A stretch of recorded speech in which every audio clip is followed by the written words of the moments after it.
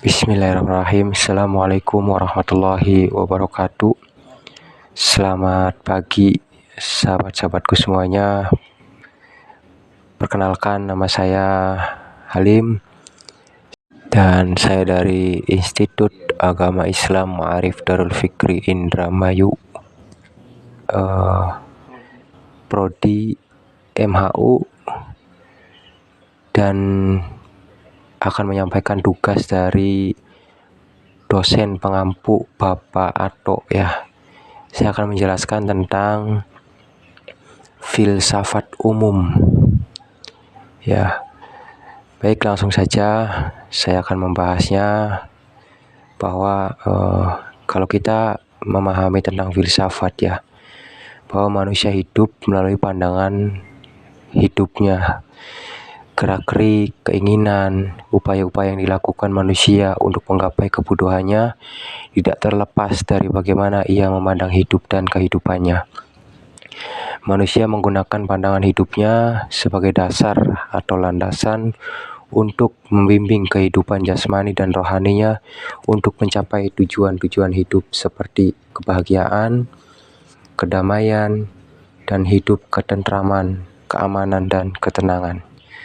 Cara pandang kita selama ini dipengaruhi oleh dua kutub, yaitu pengetahuan dan atau keyakinan. Dapat dikatakan bahwa beragama dan berpikirlah yang menjadi landasan utama manusia bertindak. Agama sebagai landasan keyakinan menjadi obor sekaligus pemantik dari tindakan apapun yang berbau keyakinan. Tidak heran bila tindak kekerasan ada yang mengatasnamakan agama. Agama secara umum dimengerti sebagai sistem kepercayaan yang dianut manusia terkait dengan ketuhanan, kemanusiaan, alam, dan hukum-hukum Tuhan yang diyakini bersama sebagai dasar dalam menjalani kehidupan.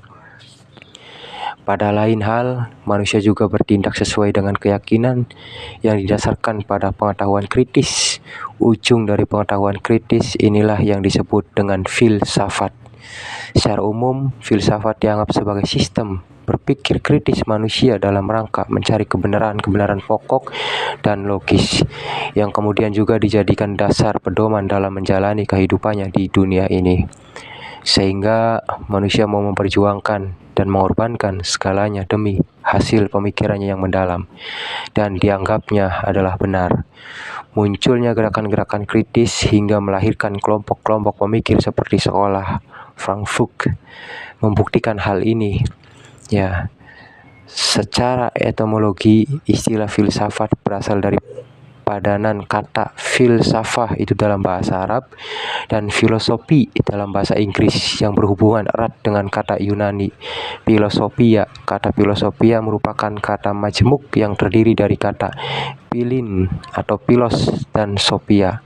Kata pilos berarti cinta atau kekasih, bisa juga berarti sahabat atau dalam arti yang luas ingin. Adapun sophia berarti kebijaksanaan atau kearifan, bisa juga berarti pengetahuan atau pengertian yang mendalam. Jadi secara harfiah, filosofia bisa diartikan dengan mencintai kebijaksanaan atau sahabat pengetahuan. Orang yang mencintai kebijaksanaan biasanya disebut dengan filsuf atau filosof. Dalam bahasa Arab dikenal kata hikmah yang hampir sama dengan arti kebijaksanaan. Kata hikmah atau hakim dalam bahasa Arab dipakai dalam pengertian falsafah dan filosof, namun tidak semua kata hikmah atau hakim dapat diartikan falsafah atau filsuf. Demikian secara ringkas penjelasan dari saya untuk apa itu filsafat umum ya secara dasar. Semoga dapat bermanfaat. Billahi taufiq wal hidayah. Wassalamualaikum warahmatullahi wabarakatuh.